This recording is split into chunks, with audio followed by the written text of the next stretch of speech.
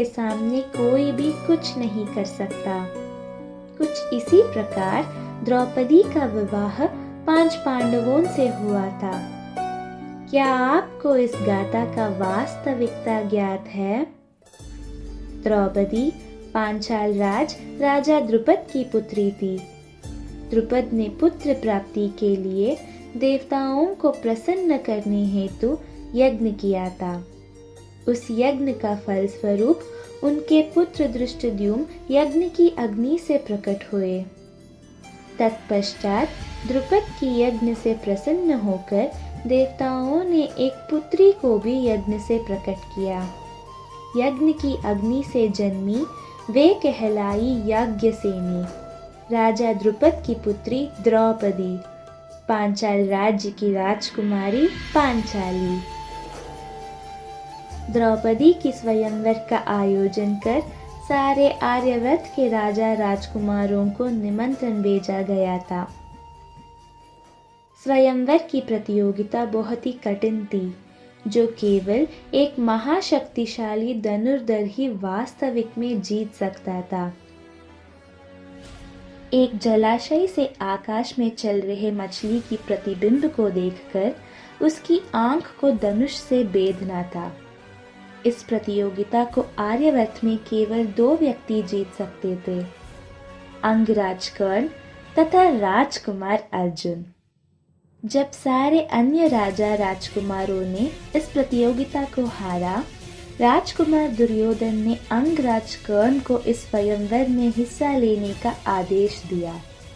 तभी द्रौपदी ने ये घोषित कर दिया कि वे सूत पुत्र से विवाह नहीं करेंगी। इसी समय पांडव भी स्वयंवर की स्थान पर थे, किंतु वे गुप्त वेश में वहां प्रस्तुत थे। वारणाव्रत की साजिश की अतिरिक्त 5 पांडव तथा माता कुंती पांचाल की राज्य के पास की कोई वन में अज्ञातवास बिता रहे थे, किंतु नियति की खेल से पांडव स्वयंवर के दिन वहां प्रस्तुत हुए। जब सारे अन्य राजा राजकुमारों प्रतियोगिता को हारने की अपमान से बंधित थे, उन्होंने राजा द्रुपद के विरुद्ध युद्ध की घोषणा कर द्रौपदी को मृत्यु दंड देने का निर्णय ले लिया। तभी अपनी अज्ञातवास को त्याग कर राजकुमार अर्जुन ने स्वयंवर में भाग लेकर प्रतियोगिता जीत लिया। इस प्रकार द्रौपदी का स्वयंवर अर्जुन संग संपूर्ण हुआ। पांडव अपनी कुलवधू द्रौपदी के साथ वन की ओर प्रस्थान कर गए। वहां माता कुंती व्याकुलता से पूजा कर रही थी, मानो जैसे उन्हें कुछ पूर्वाभास हुआ था। पांडव लौट आए और अर्जुन ने अपनी माता को पुकार कर कहा कि माता, देखिए हमें भिक्षा में क्या मिला है। माता कुंती को ज्ञात नहीं था कि जिनके बारे में बात हो रही थी वे एक लड़की थी, इसलिए उन्होंने अनजाने में कह दिया कि जो भी मिला है उसे 5 भाई आपस में बांट ले। अपनी माता की कोई भी बात पांडव नहीं टालते। उनकी इस वाक्य से बंधे अर्जुन की अन्य भाई ने संन्यास धारण करने का निर्णय ले लिया, किंतु 5 पतियों को प्राप्त करने की नियति तो द्रौपदी की निश्चित थी।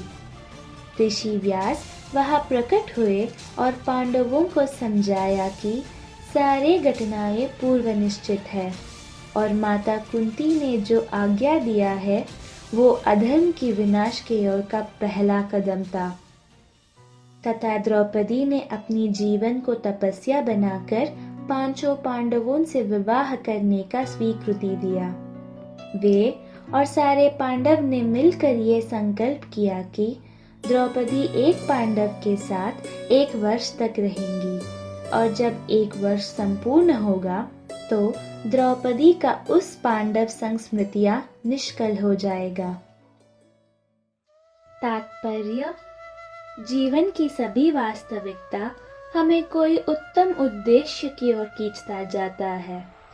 सारे दुख और सुख तो केवल नदी की मध्य का बाधा है। जीवन की तक तो केवल वो उद्देश्य होता है जिसे ना पहुँचे तो हम नदी के बार में गुम हो सकते हैं।